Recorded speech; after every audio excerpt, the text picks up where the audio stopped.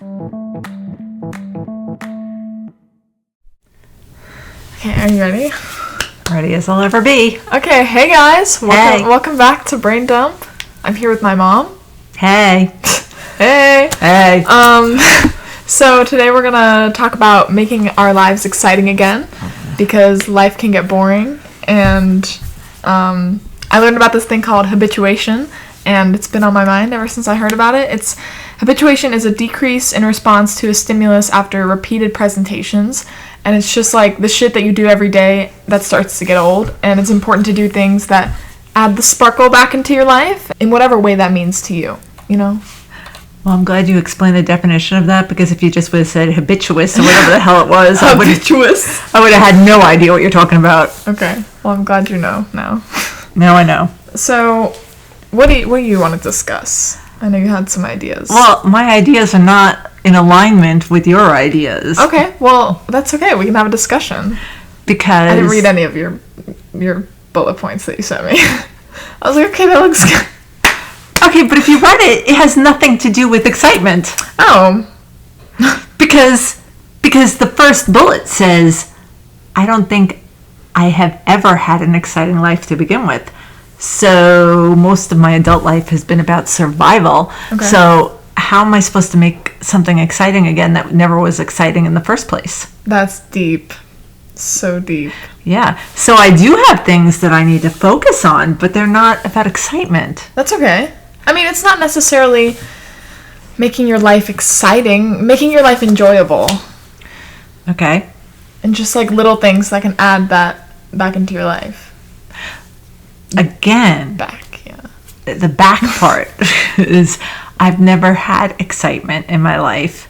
I've never had a fulfilling, rewarding life on a whole. Yeah. I have components of my life that have been fulfilling and rewarding, like having children, like a career, like stuff like that. But I can't say that any part of my life has ever been completely, I'm in contentment or I'm happy overall. Yeah. I have had survival and making it day to day. Yeah. And then I found a moment of time where I did find peace finally. And that was good and that was fulfilling. But then it's been taken away from me. Yeah. And so a lot of my focus things are Just start yapping. just start yapping. Just start Okay. talking. We'll go from there. Okay. There you go. My first bullet is my focus is making my life peaceful again. Something I never experienced until a few years ago. And over the last 6 months or so, I have lost it. And that is a huge loss after you've experienced it. So when you've never experienced peace in your life, and then you have it and you experience it for the first time ever, it's rewarding. It's just a beautiful feeling. And so to have it kind of ripped away again, it's more bothersome now than it ever was before, because I never knew what I was missing out on. Right. Yeah. Now I know what I'm missing out on, so it's very troublesome to me to not have it right now. Yeah. I understand that. So, yeah. Yeah. Okay. You want me to go on? Sure. Okay. My focus is also finding my purpose, Okay. my passion, something that brings me joy, something that I can't wait to do. You always hear about people talking about something, whether it's singing, acting, podcasting, writing. Just something. Something. Yeah. I have nothing. Zippity-doo-dah. Zilch. Zipperoonies. Nothing. Do you have things that you would be interested in, like potentially? I don't know. You gotta explore your options. But you have a habit. I'm not trying to put you on blast, but you do have a habit of putting things out there and saying that you're going to do something and then never following through with it. Which is, I think I do that too, not to the extent that you do, but I think we all do that. Well, I think that I have a few more years on you of doing it pretty well. Yeah, this is true. See, that's the whole thing. I think of something that I want to do, right? And I will research the hell out of it to find out how to do it, what my options are, what I can do, and then I never do it. Yeah. And that's with everything. What's stopping you? Myself. Fear? I don't know. I mean, I get paralyzed. Mm-hmm. And I've talked about this in therapy at nauseum, believe me. But still have not gotten to a point where I'm able to get out of my own way. Yeah. You know? Is it like self-sabotage? It could be. Okay. I don't know if it's that. I don't know if it's just my brain. Do you think you, like, subconsciously don't think you can do it? Possibly. You don't have faith in yourself? Possibly, because no matter what I think of, I always think that I'm not good enough, or that I wouldn't be good enough at doing whatever it is, and that there are millions of people better. I mean, look at the whole photography thing. Mm-hmm. Okay. Now, there's some valid reasons why I didn't pursue, or whatever, but a lot of it is based upon why bother, because everybody's so much better. Right. So, yeah, I mean, I don't know. I don't know. And like I said, I've struggled with this because I don't know. And it's pretty sad to be 56 years old and not know what you like to do. Yeah. I understand. Well, I don't. I'm only 20. But yeah, so that's one of my focuses, is kind of finding out what that is. But I don't know how to find that out. Yeah. Yeah. So but I understand, like, the whole, everyone else is doing it, so what, like, how am I special? Right. But I feel like we all have our own, like, personal niche and things that we can contribute towards said interest, even though it may not seem like it. But again, I don't know what that is, though. Yeah. Do you know what I'm saying? Like, so it's kind of like, anything that I think of that I have enjoyed doing throughout the years, something always stopped me, Mm-hmm. Like what? Like, going back to, like, journaling and writing. I mean, when I was little, I wanted to be an author, okay? And I have always been told that I am a good writer. And also, like, even working, people will ask me to write something because I just make it sound better, or whatever the case might be. And obviously journaling, I mean, you've seen, I have boxes of stuff from when I was young. Yeah. And then it was after Emily was born. So, I mean, we're talking 20 years ago at this point. Was the last journal you kept her poop diary? No. She has a whole journal of Emily's poops. I do. I think I have one for Tyler somewhere, too. Did you keep one for me? Probably. Okay. But it probably was a lot shorter, because by the third kid, who the hell cares? Yeah, he pooped. He pooped. Big deal. Not memorable. Yeah, but Emily had poop issues. But let's not even go there. Anyway. Anywho. Now, if Emily was in the house, she'd be yelling, "Stop!" Yeah, she would. She was here last time we I know. So and I said something about her, and she yelled from we were the talking great about her beyond. scooting her butt. Oh, okay. Yeah. So now we're talking about poop. So no matter what, we're talking about Emily's ass somehow.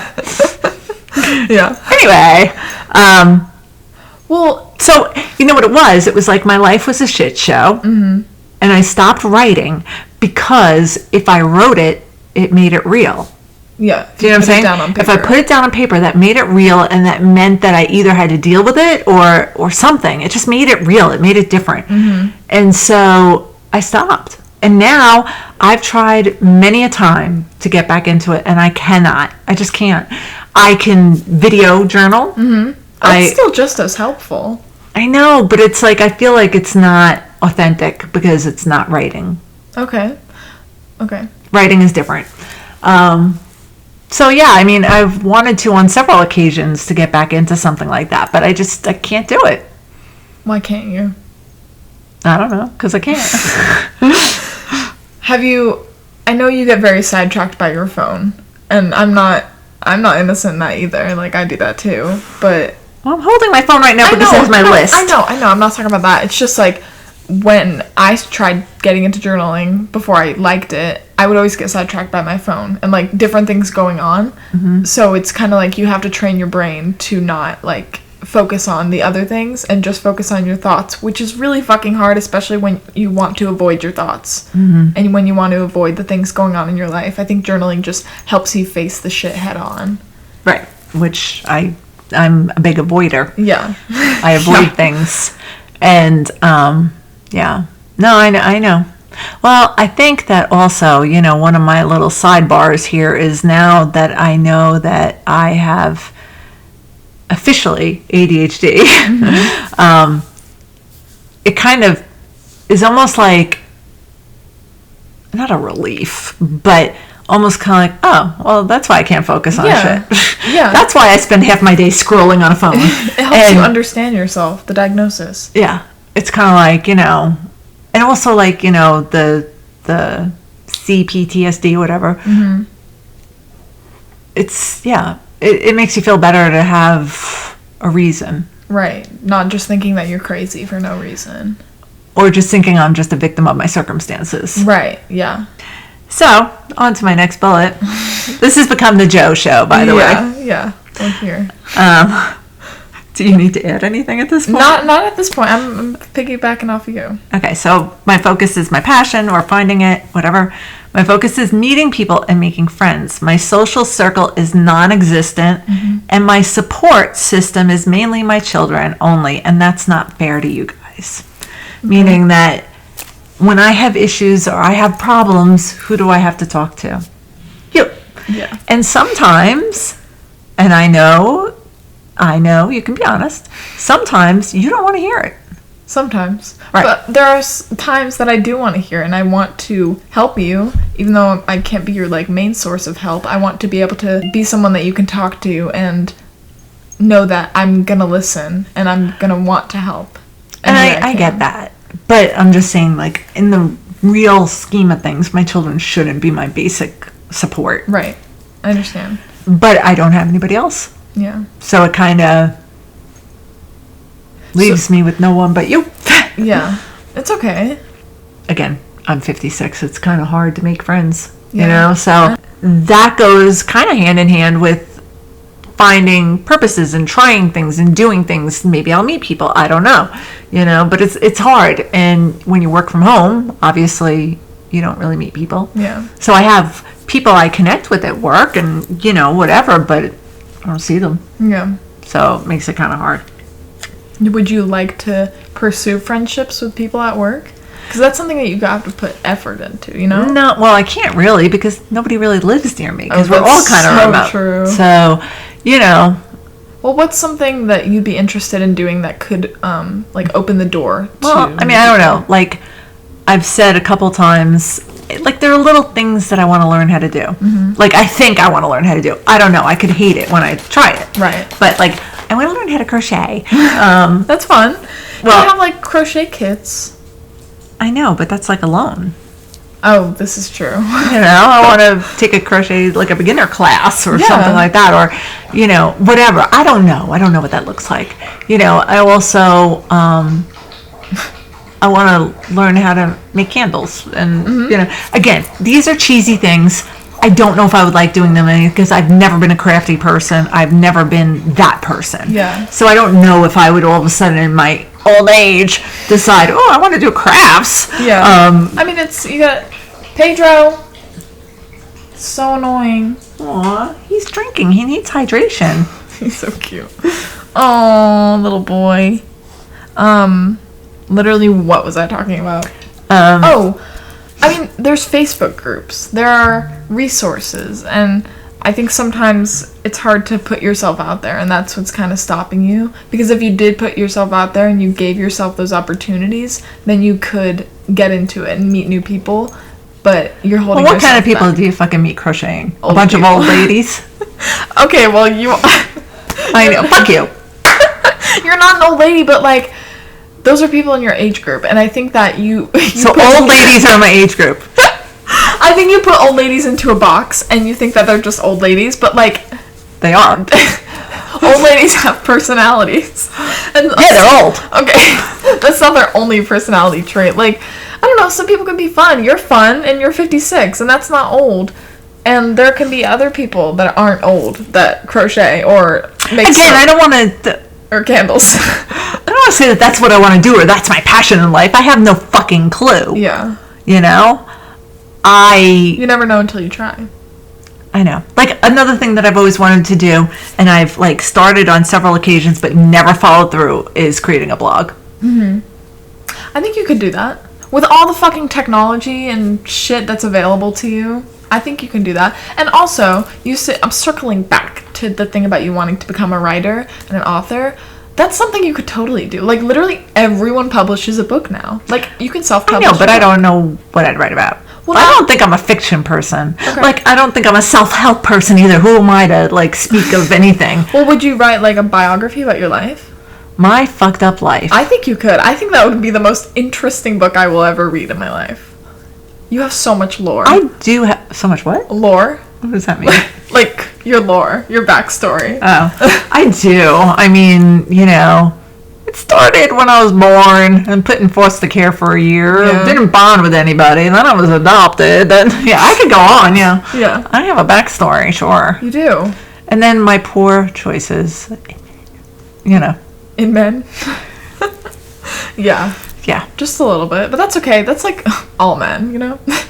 Not all men, but most men are... I don't want to put them into a box. But like, it's not even men. Just like humans in general can be shitty. Yeah. It's not shitty. You know what? It's kind of like just not for me. Right. Yeah. Not everyone's going to be for you. I'm always saying that. Right. It's okay. So moving on. Okay. My focus is getting my mental health back in check. Depression, extreme anxiety, CPTSD, and ADHD, and now ADHD, finding the right meds that help, and continuing therapy. Mm-hmm. So that is something that I definitely want. I'm scared shitless of taking stimulants. Okay, that's fair. Because not only the fact that I'm 56 years old, in case you did not know that already, because I think I've said it 50 times already, but like, I do bad with over-the-counter drugs. I mean, they knock me out. So I'm kind of afraid of, you know, like NyQuil, for example. I stopped taking that years ago because it gives me heart palpitations. Like, my heart races. Do you remember the one time I took a fucking gummy? Yes. She took a fucking Delta 9 gummy and she flipped the fuck out. Like, she thought she was high on acid or something. And again, my heart was racing and, like... I don't like the way I feel when I'm not within control, I guess. I don't know. That's fair. But again, I've taken children's medication that's knocked me out for like 18 hours. So I can't do drugs. Yeah. And so I'm kind of afraid of, I don't know how my body's going to react to it. Yeah. So I'm scared. But on the other hand, I want to try it because if it could help me fucking focus and work, like I muddle through. Mm-hmm. You know, I know that I'm good at what I do. Right. Okay. I know that people count on me and they trust me and they come to me and they enjoy dealing with me. Mm-hmm. Okay. I am only giving half of myself. Mm-hmm. If I was able to focus and do the things I was supposed to do, I could be a fucking rock star. Yeah. And that's all a part of, like, getting on the right meds and working your way up to the medication that you do need, because they're going to start you on a low dose and you're scared of it, like, fucking you up and knocking you out. But, I mean, I remember they started me on Ritalin, right? Is that what it's called? I think so. I don't remember. Yeah. I only took that for a few days, but I hated it. So you never know until you try, because that's something that I thought would help. And I'm going to try. Yeah. Because at this point in my life, I would like to be able to. And then that would maybe, you know what, when you were talking about how I start all these things and don't finish them, maybe it would help with some of that too. Yeah. It'll give you motivation. And, you know, because that's the whole thing. I don't have motivation or drive for much of anything. Mm-hmm. Unless it's something that I really want to do in the moment. Like read a book. Like read a book. That's something. She's been reading books this past, like, what, few days? Week? Yeah. Like 3 days. Yeah. And you used to love reading. I used to love reading. I used to read, I mean, a lot. Like, all the time. Yeah. And then I had kids and it just stopped. Yeah. But that just proves, like, you literally read a good 150 pages in one day.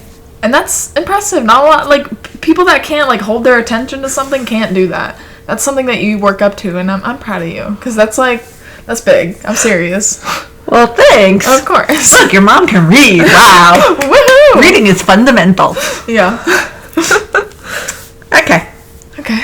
focus, we're getting towards the end here. Okay. My focus is my financial future, Okay. surviving the next 5 years of bankruptcy and the huge ass monthly payments that I have to pay. Let me just tell you something, if you guys know nothing about bankruptcy, there's chapter 7 and chapter 13. Chapter 7 is they wipe away all your debt and life is just fucking beautiful. Chapter 13, not so much, because what they do is they get rid of your debt, but you have to pay back basically for a 5-year period towards that debt. And they make the payment so that it's very uncomfortable for you. They want you to be uncomfortable. Yeah. But the thing is, at the end of the 5 years, my credit card debt and stuff will be gone. Whereas if I were to try to do this on my own, that would never happen. Does that include your student loans? No. Damn. Student loans are not included. How much do you owe? Like $40,000? 45. That's crazy. And you Yeah. didn't even finish school. I know. Like, that's insane. I know. In some countries, college is literally free. I know. It sucks. Yeah, Well, nothing I can do about it now. this is true. This You know. is true. I will die before it's ever paid off. Yeah. Will that, like, carry on to me? I don't know. I don't know how that works. I hope not. I hope not to, but you know. Who knows? But the thing is that what I do enjoy is that knowing that in 5 years from now, I will have financial freedom for the first time, like in my life. And knowing that I will get that basically raise, yeah. because right now the monthly amount that I am paying for that thing, I will have in my paycheck. Yeah. Well, not in my paycheck. They're not taking out of my paycheck, but you know, I don't want people to get garnished. But You'll get that money. I'll get that money, and I'll be able to travel and do things with my kids, and you know, Wait, when you filed like 10 years ago, was that 10 years ago? 8-ish? something. Did you file chapter 13 or 7? That's 7. Because back then I didn't have a house, I didn't have anything. Yeah. So it was easier. Yes, and that's a really embarrassing thing that I am on my second bankruptcy. It's not embarrassing. I don't think it's embarrassing. I think it's more common than you think. Because nobody's financially stable right now in this world. Nobody. No. And I think you're doing the smart thing and the right thing for yourself. It just sucks because it's going to be very tight for the next Yeah. 5 years. And that part sucks. Yeah. Was it finalized? Nope. Damn. October 22nd. Does it This has been start- going on. I started this process in April, May, June, July, August, September, October. So that's 6 months. And Does the 5 years start when it's finalized? no, it's already started when Okay. they filed, which was June. Okay. So I'm 3 or 4 months in, So June 2029? something like that. Okay. So wait, I'll be like 60. I'll be 60, Wow. Turning 61. turning 61. But as long as I'm still 60, then I'll feel a little bit better. Yeah. But still, I have to look at it this way: that 60 is not the end of my life. I still have a good few years ahead of me Yeah. at 60. I'll be able to travel. I'll be able to do things. I'll be able to, you know, fix up my house a little bit. And then Get I me could a ceiling fan Yeah, yeah. if I'm still here. Or I could sell my house and we can go somewhere else or Like do something. Oregon. Whatever. Who knows? The world will be wide open at our fingertips then. Yeah. And then my last focus. Okay. This is my last bullet. I have was some bullets after. okay, because it's been all about me so far. The focus is on me. Okay. I am 56 years old and alone. I have less time left on this earth than I have behind me. Just saying. That's so sad. While I don't want to be alone, I now know what I don't want and what I do want from a man. But that's not my priority. Right. I can be fine alone, but I need to enhance that with focusing on the things mentioned above. Because I know I can live alone. I've lived alone for a very long fucking time right now. And if I can find my peace again and then find some things that I enjoy doing or that I can accomplish, and if I pick up a few friends along the way, then I think I'll be fine. I don't need a man. Yeah. I mean, yes, that would be nice, but it's not like I'm going to die without it. I can survive alone. Right. I don't have to be one of these people that needs somebody to complete me or to whatever, because there are people in this world that cannot survive without validation from the opposite sex. I can do just fine. Yeah. Your skin looks really good. Have you been putting like the collagen stuff? No. Oh. Like, your skin looks really good. Like, I don't know, you're always like, oh, I'm so wrinkly. You do not look wrinkly. And I'm like 2 feet away from, not even. I'm like a foot away from you. Okay, well, thanks. Of course. You know, because when you're 56, you get wrinkly. This is true. This is true. All right, so that was my list, which had nothing to do with what Kai wanted to talk about. That's okay. She wanted to do about making life exciting, and I had to point out that my life was never exciting. That's okay. So, Okay. but these are the things I want to do to make my life better. Yeah, I think that's fair. I think that's all good and well. And that's it. That's all I got. Okay. All right. Your turn. I want to kind of talk about firsts. Because I remember getting out of the hospital, and I know, like, shut the fuck up about the fucking psych ward.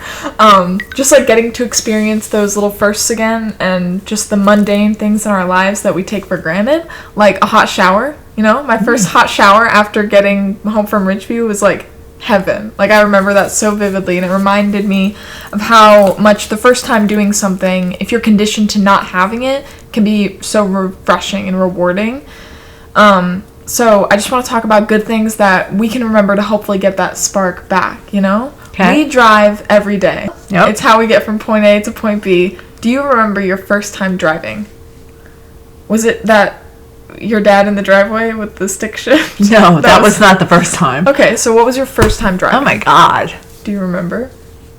Kind of. Well, no, but I remember. I mean, I don't remember the very first time I got in a car. You got to remember, I think I got my permit in 1984. That's a long time ago. That's fucking 40 years ago. Wow.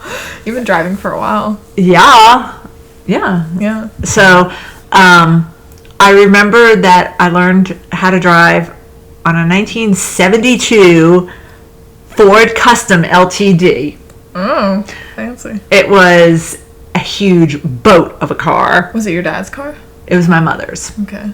My father drove a little tiny Honda Civic, which back then were not cute at all. No. They were ugly. Yeah.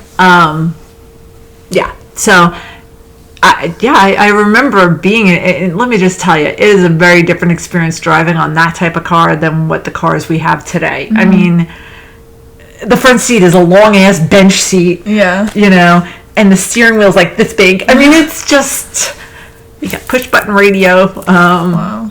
Roll down windows. Did you have a cassette? No, not in that car. Oh. No way. This was 1972, man. Oh. That car was old. Now, 1972, I started driving in 84, so you're talking that car was already 12 years old at the time. And that was going to be my car, ultimately. Wow. And I was excited by it because, you know, whatever. It was very powerful. They had a big engine in the car. It was a 454 Cleveland or something. I used to know like the engine parts and stuff. Wow, look at you. Because it was fast. It was big. And the reason we had that big of an engine is because it used to tow a trailer. But anyway, yeah, but I wound up not getting that car because my grandparents gave me their car, whatever. Okay. Yeah. So, you just talked about the car. First time driving? You don't recall? Did you learn in a parking lot? Well, initially, yeah. My father took us to the H. Lee Dennison building. That was where the DMV building was in that building. The courthouse was in that. There was a lot of stuff in that building. It was in Hauppauge, New York. That was the first parking lot. Kind of like I took you guys to Durham. Yeah. For your first. Yeah. Yeah, my first time driving. Sorry, I want you to finish. No. I don't remember everything in specifics. I just remember I remember the feeling of sitting in that car, you know what I mean? Because it was big and it was a boat, man. And the bench seat. I wish they would bring those back. And it was blue. Like the car was white, but the interior was like blue pleather. Ew. I know. Like a navy blue. It was like gross, really. But yeah, I just remember I remember the feeling. I don't remember the actual act. Okay, that's fair. So I remember my first time you teaching me how to drive was in my middle school parking lot. Mm-hmm. But the first time I actually drove, I think I was either 13 or 14 years old.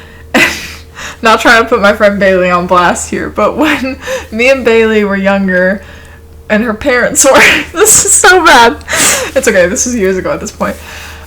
When her parents weren't home, we would I wasn't the one that was driving on the road. She would take her parents' car and we would drive to Starbucks.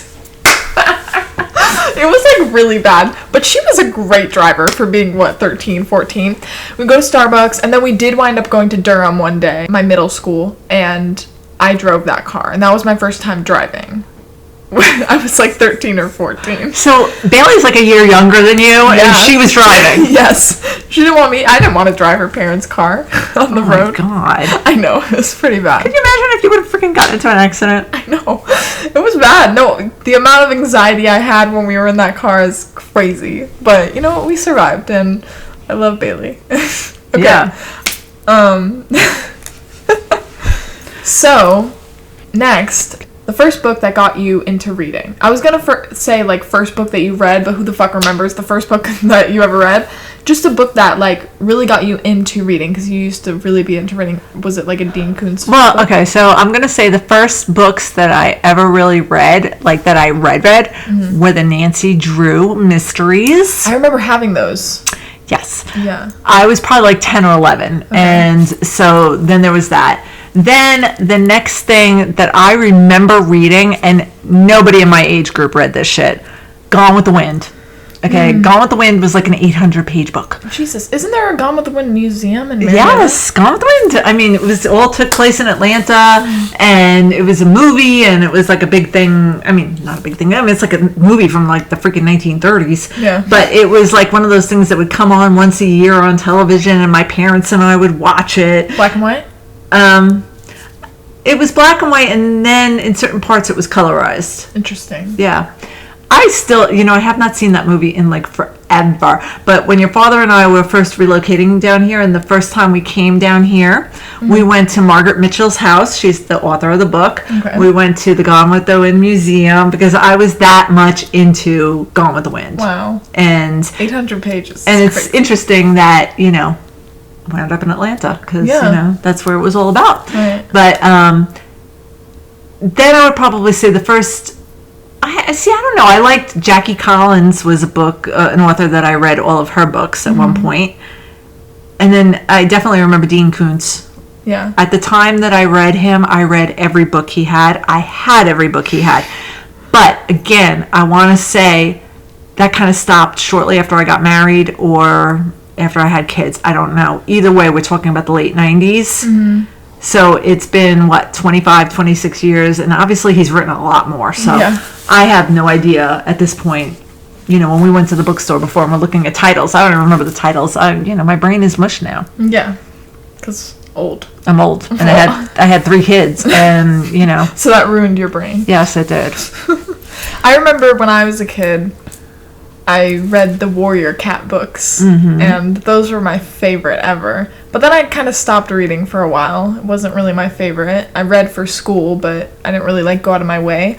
But the book that got me back into reading regularly was It Ends With Us by Colleen Hoover. That was... After I read that, I haven't stopped reading since then, and I'm so glad about it because I love to read. I got a book tattoo last week. Yes, you did? Yeah. So... Not even last week. It was 5 days ago. Yeah, this is only a Wednesday. Wow. Okay, so I hate my phone sometimes. I'm always saying that, but there are so many benefits to it, and it's crazy how much information we have at our fingertips. And I know we will have very different answers to this, but what was your first phone, and what was the experience with your first phone like? Are you talking my first cellular device?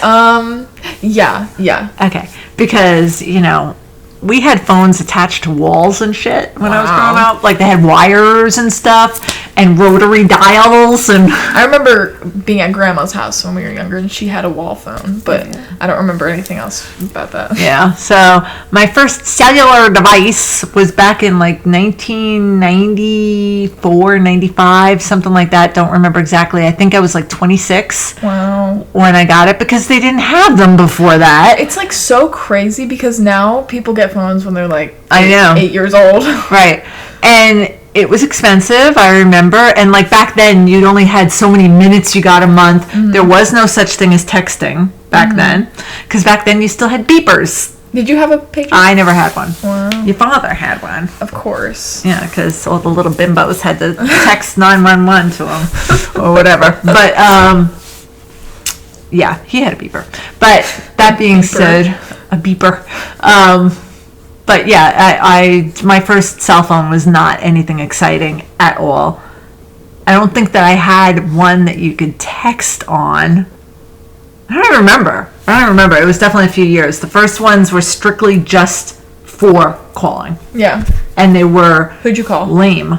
Well, either my mother or... Did she have a cell phone before? Eventually. Wow. But she just had a basic one. I mean, she never texted. I never got a text from my mother, ever. Wow. And, Hi, Pee-Pee. yeah, I don't remember. You know, and the first, I think, phone that was quote-unquote even remotely a smartphone was called a Trio. Okay. And I had one of those. And I don't even remember what you could do with it. You couldn't access the internet. You couldn't do stuff with it. It's crazy how much things have changed. I was going to say, because at this point, your phone is basically a computer and can do anything and everything. Yeah. Scary. It is. I remember my first phone was a BlackBerry. Couldn't tell you what kind. It was probably a hand-me-down from you. But I was in elementary school, and I remember bringing it to school one day, and I got in trouble. And I was so guilty about it. But, yeah. I don't remember what my first iPhone was, but I remember things changed after iPhones came out because it was no longer just like texting, calling, and playing that one little game that they had. Right. Well, the BlackBerry just had that one game, but I love that game. I became really good at that game. I know, it's so fun. And I can't duplicate it. Like, I've looked. It's not It doesn't there. exist. No. And that was a great game. Great game. It really was. With the ball and the little bouncy thing. Yes. I love that game. I wish they It was had good. that. It was good. So good. That was probably the beginning of my lack of focus, because I remember sitting on conference calls playing that little game. And then Candy Crush came around. Then Candy Crush came around, and I think I've been playing that for a decade now. That's crazy. I don't play it like every day. I'm not like religious about play it. your bubble games. I play my bubble game. I know. It amuses me. Yeah, that's okay. We all need little It keeps things. my brain, thinking. Yeah, There you go. Understood. Air conditioning. Oh, God. When was the first time that you had central air? I can't answer this because I don't remember ever not having air conditioning. So the first time I had central air, we got central air when we lived in our Holbrook house Okay. in Annandale Lane. That was the house I lived in for 8 days? Yes, Okay. yes. We got it put in there. That was something your father and I did. And then Expensive? Yeah, it was, but because the house was so small, it wasn't horrible. And we did a few different things at that time. We needed a new furnace, we needed new stuff, so it just kind of, it all played out. So we had central air there, and then we moved to Lake Grove, and then there was no central air there. Yeah. And then, obviously, moving down here, we've always had central air. Because it's fucking hot. Yeah, yeah. But in New York, no, we didn't have Wow. it often. Yeah. Like I said, we had it in Holbrook for, a year before we moved, so. Yeah. Okay. Your first kiss. Oh, God. Do you remember that and how exciting it was? Was it awkward? Yes. It's always awkward. Yeah. And you know what's sad? He's dead now. That's so sad. What the fuck? How'd he die? He had, like, liver cancer or something. That's so He's been dead for probably, like, 5 or 6 years. Did you date him? Or Nope. it was just a kiss? It was just a kiss. He liked me. Aw. And How old were you? 14, 15. Okay. And he was, like, 18 or 19. He was older. Damn, Jesus. I know. Wow. I always went for the older men. That's until a- I met your father. That's a Whatever. case. Yeah, well, he was in the Air Force, and Oh, okay. I wound up then having my first boyfriend was his best friend.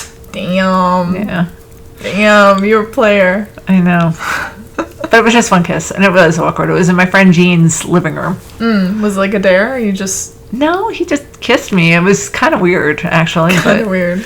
like it wasn't a kiss, like it wasn't like Like a peck?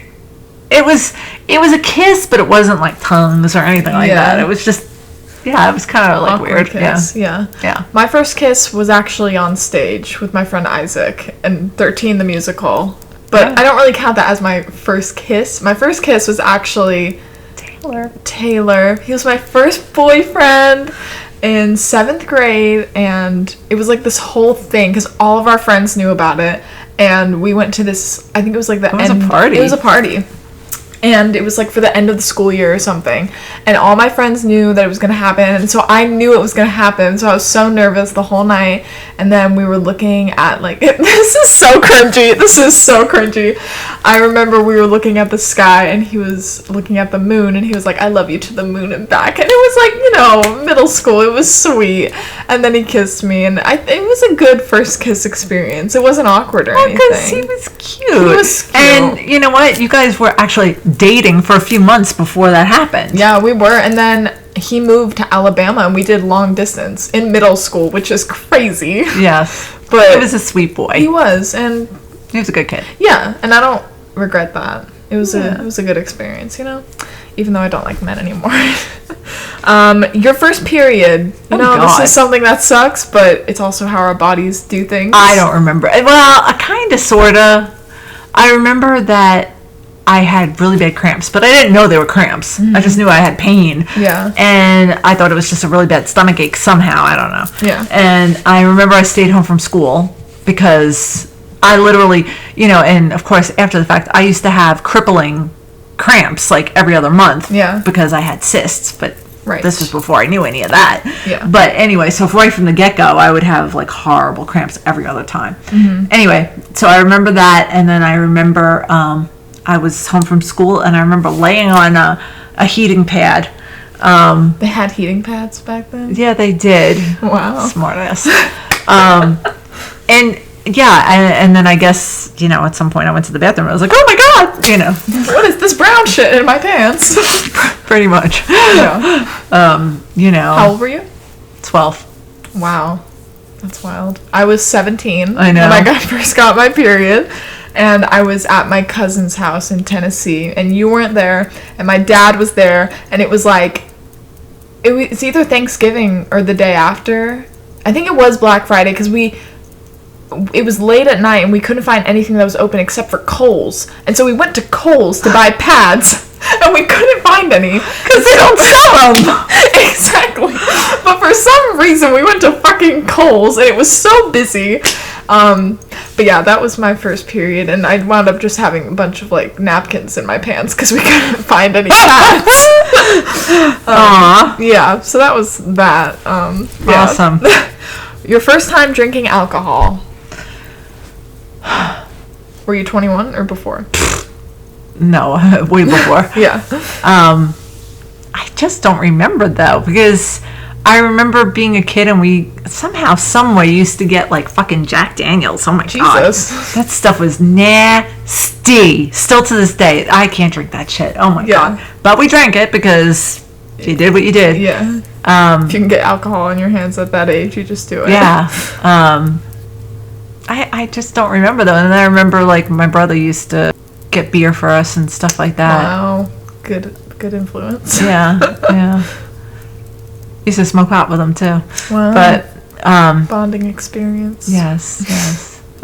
Yeah. Which brother? Stephen. Oh, okay. Yeah. Yeah, I had some fun times with him.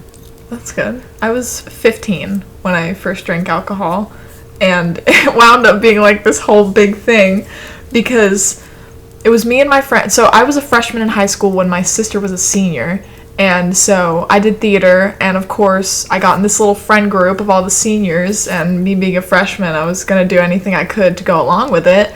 So we were at my friend Nayla's house, and I think I drank a Mike's Hard Lemonade. Literally one of them.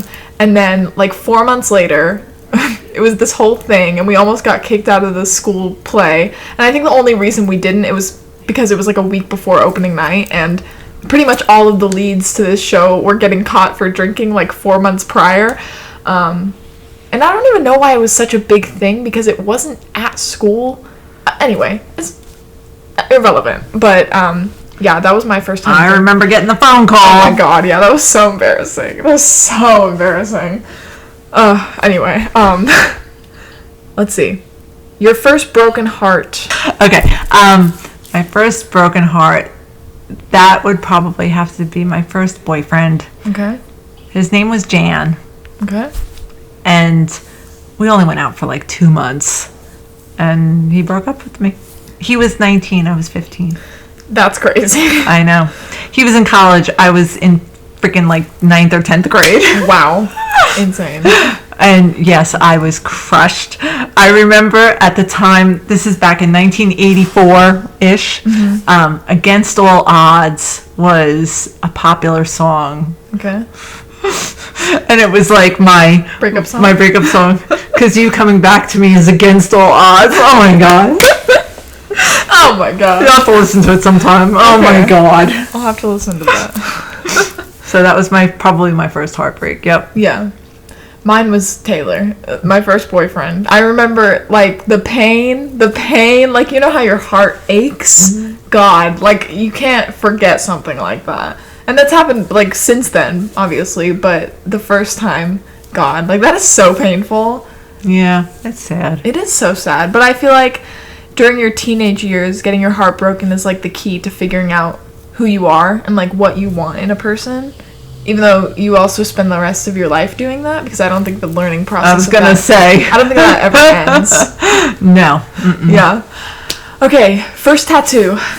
Okay, that's easy. Yeah. It was on my 52nd birthday. My daughter Emily decided that she was going to gift me my first tattoo because I always wanted one but never did it. And so it was kind of a big deal.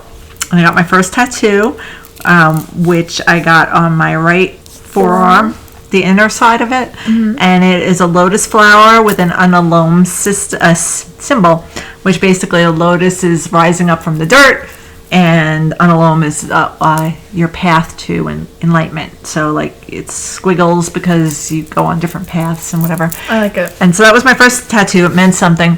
And then I didn't get my second one until I was 54. And I got the butterflies on my ankle. And then this one I just got randomly. It's a Breathe. butterfly. Breathe. And then my 55th birthday, I got my phoenix, which I love. Yes. And my 56th birthday, I got my flower with my kids' names. Yes, and she got Kai on her body. I which did. I'm very surprised about. I did. Because for the first 18 years of my life, I was not Kai. No, you are not. Which is, well, I appreciate that. Well, you know, I screw up they, them all the time, and half the time I refer to you as she, and I know you want to kill me half the time. But I do Kai, so there you Yeah. go. So I got half of it, Yeah, so yeah. you got to give me some You're credit. getting there. And plus I have Kai tattooed on my fucking body. Yeah, that's crazy. Like, that's not going nowhere. No, it's not. It's staying there forever until you're in the grave. Yep. Even then. Even then, Okay. until I disintegrate. Yeah, that's... And your first tattoo? Yeah, my first tattoo was last June, and it's a Taylor Swift quote, "If you never bleed, you're never gonna grow." And I try to live by that, you know? Because, like, it's so true. Well, yeah. Like, you gotta go through Well, shit to grow. Yes, but it's like, you know, what's the word I'm looking for? It's not literal because it's not Right. like you cut yourself to bleed. Metaphorical? Yeah, that's it. Yeah. But I think it was a great first tattoo to get. It was. Yeah. And now you got two more. Yes, I do. I have a shooting star on my hand and a book on my shoulder. Now, of course, Listen, okay, whatever. I'm going to get this tattoo eventually. I just don't know where I want to put it, and I don't want to put it in a place where, like, I'm gonna be like, oh, I wish I put Someday it you're going to somewhere regret it else. because you're going to lose that little fucking piece of paper that says I love you, and I'm going to die. No, I took a picture of the paper. Oh, whatever. I made her write down "I love you" in her handwriting. So, who else's handwriting would it be if you wrote it down? But I'm going to get it on my body eventually. I just need to figure out where. And I was Whatever. I was in the moment, and I was like, I don't know where I want to put it. Whatever. So Okay. she got a book instead of her mother. Whatever. For your birthday next year, I'll get the tattoo. Yeah, because at this point we get tattoos once a year, my Yeah. birthday. Yeah. Okay, this is the last one. Your first love. I don't think I've ever been in love. Really? Really? Ever? There have been moments where I thought I was. Mm-hmm. But, like, I loved your father. Mm-hmm. Okay? But in hindsight and looking back, I don't think I was ever in love with him. I think that at the point that I met him, I had been alone for a few years at that point. And I think that in my brain, because I was 26 when I met him, almost 27, I was worried that I was never going to get married. And I wanted, in my head, I wanted to be married. I wanted to have kids. I wanted all that stuff. And I think I just convinced myself that it was the right thing. But if you look at it in hindsight, I mean, we fought all the time even before we got married. Yeah. I mean, our rehearsal dinner, the day before our marriage, we fought at the rehearsal dinner. Yeah. We fought the night of the wedding. I mean, we always fought. We fought on our honeymoon. I mean, we always fought. We probably never, ever, ever should have been. Well, you wouldn't have me. But I was going to say, but there was a purpose and a reason, and I don't regret it. I don't regret anything, you know, maybe staying in it as long as I did. But I don't regret, because I got 3 beautiful children out of the deal. You did. And, you know, I got the better end of the stick because I have all 3 of you in my life. He does not. Well, that's his own doing, though. It is. But I'm just saying, I have no regrets. I don't regret my marriage. I don't regret any of that. Yeah.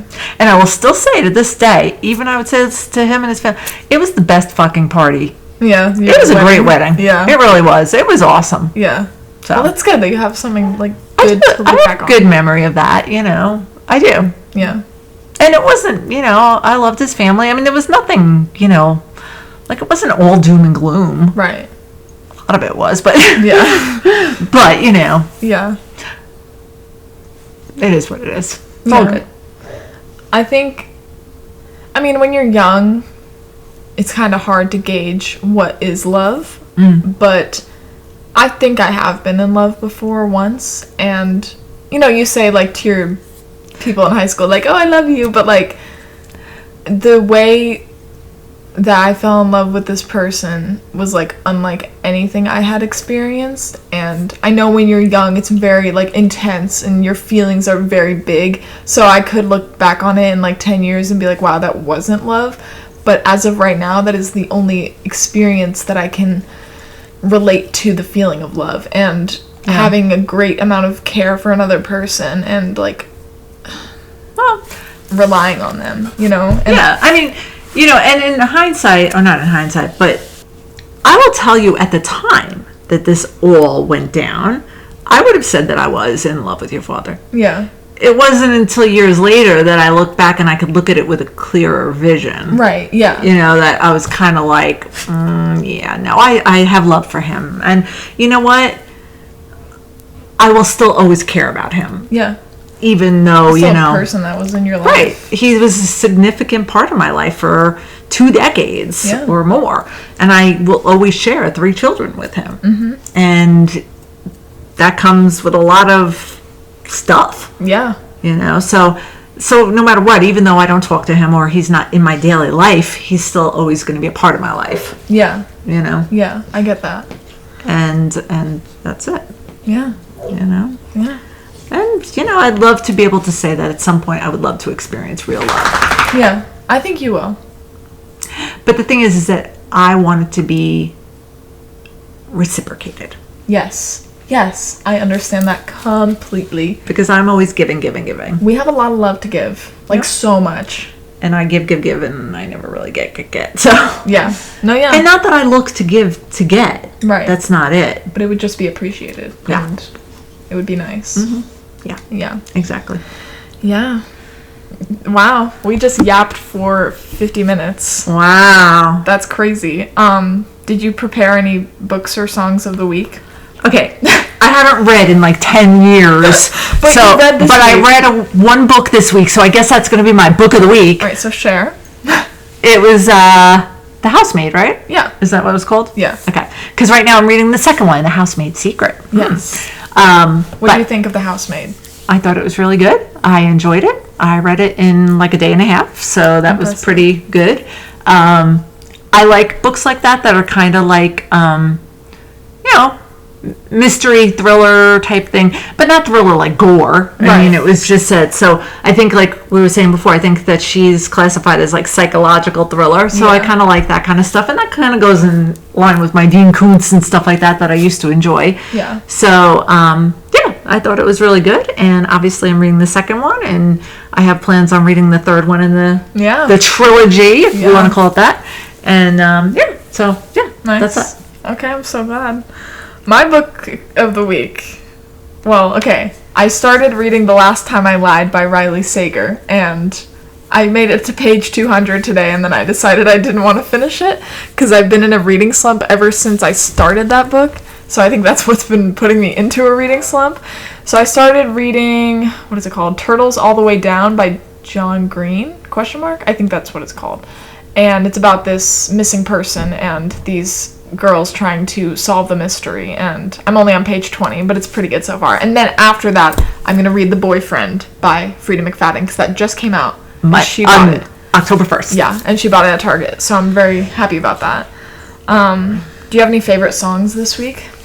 I am not like you. I just listened to my Spotify DJ, the ex guy who's like, hey, Joe, I'm going to give you some tunes that you've been listening to that I've never listened to. But, hey. Here's a throwback for you. Yeah. Here's something that was really on your radar a lot in 2023. And then it's something you've never listened to. Right, exactly. It's like, okay. Well, my songs of the week are Doomsday by Lizzie McAlpine, Soccer Practice by Lizzie McAlpine, Work Song by Hosier, Too Sweet by Hosier, and then Come Down Soon by Lizzie McAlpine. You can tell I have some really variety there. Yeah. Yeah. Lizzie and Hoser. Yeah. Yeah, so what's going on in your life? You have any updates for them? Like what? Oh my gosh, I saw Ash in concert. I forgot to say that in my last episode, and she was great, amazing. 10 out of 10. Went to Nashville for the first time. I really like Nashville, and we should go. I was going to say JBJ's. Yeah, hello. Oh my god, I went to John Bon Jovi's bar. I didn't get anything to eat. Whatever. But it was so cool. And yeah, we are gonna go I want to go. We're going to go back when I'm 21, and we're going to go have a grand old time. Okay. Yeah. Yes. When you're 21. Do I have any new updates? No, I have nothing to report. I am just here. Yeah? Taking up some space. That's fair. Working. Have you been watching any TV shows? Anything interesting? I've been watching Dexter. I'm on season 3 still. So I just finished, well, right now, I mean, I'm like into Dateline and kind of true crime stuff, like a lot of that stuff. So I pretty much go through different shows on Hulu or whatever. Anyway, but I did watch the Menendez, the monster show, whatever. Yeah. I saw that, and no, it's good. I mean, it's an old story. Yeah. They did this in they killed them in in '89, and this, but it was thought-provoking, I guess, if you want to call it that. It was good, and they played Milli Vanilli a lot, so that's been on the Milli Vanilli? Milli Vanilli was a group in the 90s, the early 90s, right? Okay. And it wound up, they got outed because they never sang. They were lip syncing. But the album and stuff wasn't even them. It wasn't even the two people that were lip syncing. Really? It was some other people. Oh my god. So it was like this whole big thing. And I mean, they got canceled. If they didn't call it canceled back then, but yeah, and never heard from them ever again. Damn. And now they used all their music in this Interesting thing. So it's That's very weird. strange. Yeah. Yeah. So now, like, I've seen on TikTok, because now they're like playing their music all over the place again and stuff like that. It's like resurfacing, and I think one of them is actually dead now too. Damn. So. Do you think that the two people get like the royalties and stuff, or the people that sang it? I have no clue. Interesting. I don't know. I don't know how that worked. Yeah. But, interesting though, because when you talk about like the Menendez brothers, I'm still conflicted on, not that it matters if I'm conflicted or not, but, if they should be locked up or not. Are they both still alive? Yeah. They're like my age. That's crazy. But, they fucking brutally killed their parents. Yeah. I mean, no doubt about it. But the story is that they were being sexually abused. Yeah. So, but they've been in jail for over 30 years now. So it's kind of like I've heard somewhere that they're actually looking at some sort of loophole that may be able to release them. Really? Because they got life in prison without any hope of parole. That sucks. And if they truly were sexually abused by them, then I think they've done their time. They should get out. Too. If it's true, though, you don't know what goes on in your brain to make you resort to doing something like that. Yeah. So, and who am I to judge? This is true. At the end of the day, the only person that's going to judge is God.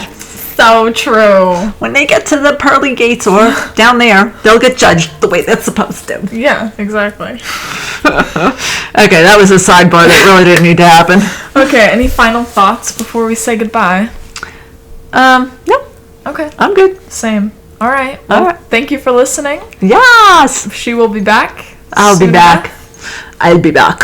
You always say that. Whenever Do I? I say I'll be back, you always go, I'll be back. I'll be back. What's that from?